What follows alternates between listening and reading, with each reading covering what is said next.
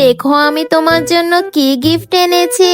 আরে যা ফকিন্নি, তুই আমার জন্য কি গিফট আনবি? আরে দিদি দেখো না, আমি তোমার জন্য আইফোন 17 প্রো ম্যাক্স এনেছি।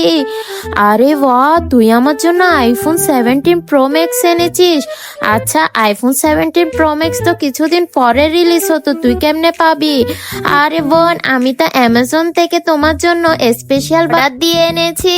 আরে ভাই তুই কি cute, thank you so much ভাই। আরে আফু, তোমার আমাকে ওই চকলেটটা দাও না। আচ্ছা নে ভাই, এই চকলেটটা তুই খা। আচ্ছা বোন, আমাকে এই চকলেটগুলোও দাও না। কেন?